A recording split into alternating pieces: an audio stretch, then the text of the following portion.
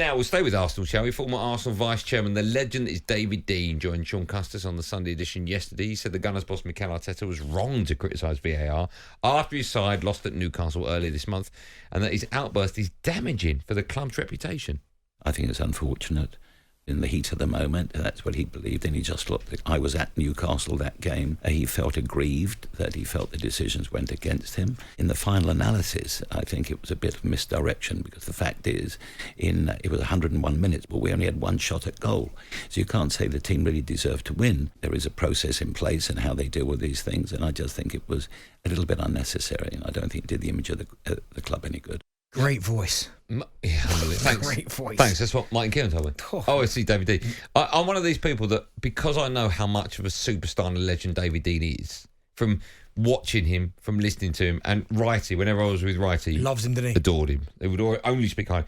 Because of that, I sort of feel whatever David Dein says, you can't argue with.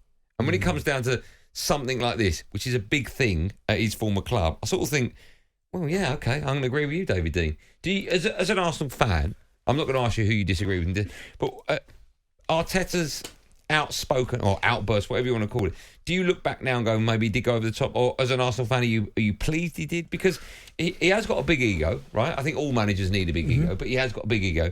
There are sometimes, I don't know if you remember when you played Villa and the ball went out and Ashley Young went to get it and he was holding the ball, and as Ashley Young came over, he just dropped it. Just little things like that. The instance with Kevin De Bruyne, where he held the ball and Kevin De Bruyne gave him a shove. Yeah. And then it almost sparked Manchester City into life. Same thing with Liverpool and Klopp. Yes.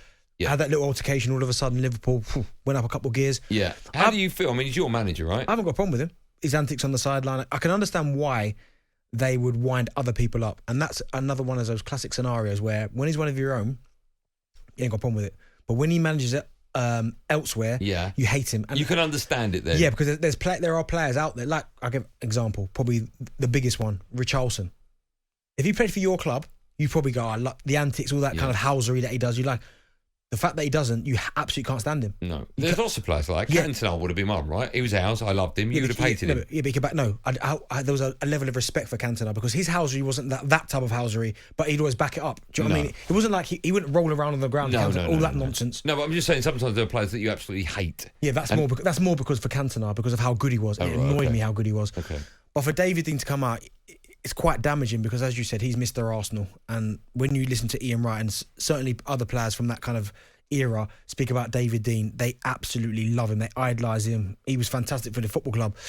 But Arteta, sometimes I think it's all for effect. It's almost like bring it all onto me, so that takes the pressure off the players. Yeah, I can see that. Yeah, a lot of managers do that. Like, I'll do all the antics. Just I'll do the interview. I'll do the outburst. Do you remember Sam Allardyce took over at Leeds and he said something like he was better than Pep. Yeah. And we were going, well, but no one was really talking about the players. No. And so I can understand why he's doing that. But again, if it's a player from another team and they have this outburst, I think with the outburst, I can understand why the frustration is. He's probably thinking, right, there's 3 separate incidents.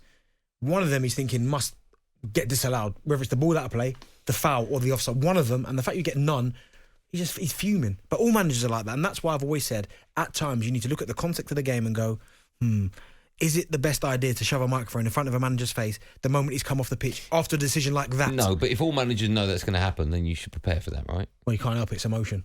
This is why I should be taken out their hand. In our meeting, I won't name names. It wasn't me, it wasn't you. One of our team says he's the worst loser in the Premier League. Who said that? I'm not going to grass up Dan, am I? Oh. But is he over there? No, Jim Dan. I'm guessing he's over there. He's not in the gym, is he?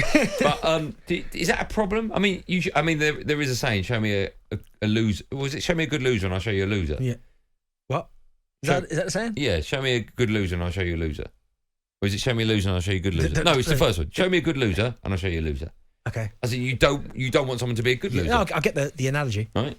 Do you? Because you questioned it. No, but would you say he's one of the worst losers? And if he is, are you proud of that? No, I think they're all awful losers. I think Pep's quite petulant when he loses a game. Yeah. I think Klopp. God, yeah, he's one of the worst. Yeah, he's quite petulant. They get quite. I'm trying to think of the word. Like they get quite short with their answers, like quite abrupt with their answers to the people that are answering it. So I get it. All managers are like that. When they're losing, if they're not expected to lose games and decisions go against them, they get frustrated. Maybe more so with Pep and Klopp because these guys have won everything. They're just to win. So your manager's not. He's won the FA Cup though. We won it with Unai Emery's team. Listen, has he won an FA Cup at Arsenal? Since he's been manager of Arsenal, just need a yes or no? What, with whose team? No, while he's been manager of Arsenal, has he lifted a trophy? Yes or no? No, he didn't lift it. It was your captain. Okay, so he didn't win it, no? He won it with someone else. On his CV, does it say winner? He shouldn't do. FA Cup, it does. He should just say worst loser. Your man won it with Solskjaer's team. Why is it always come back Ranić, whoever was in charge after. Wreck-It Ralph. Arsenal fans and football fans, you can have your sound at 037172223. You don't like him, do you, Arteta? You must respect him, though. I do respect it. I do think he needs to win something very soon. I know we joke about, he won was it 2021? Yeah, FA Cup. City and Chelsea. You do need to, with the £500 million you've spent, and there's talk like... Just won the Charity Shield. And that's not enough because you might need Ivan Toney in January. Yeah, okay, it doesn't count. Big City on pens? I do think you need to win something soon. Yeah, but I think all top clubs do. Yeah, but you're not a top club. We are top club. We're also a top club, and Arsenal have to win something soon because top clubs need to win something. Have to win something. I agree with you. talkSPORT Drive. Super opinionated sporting debate.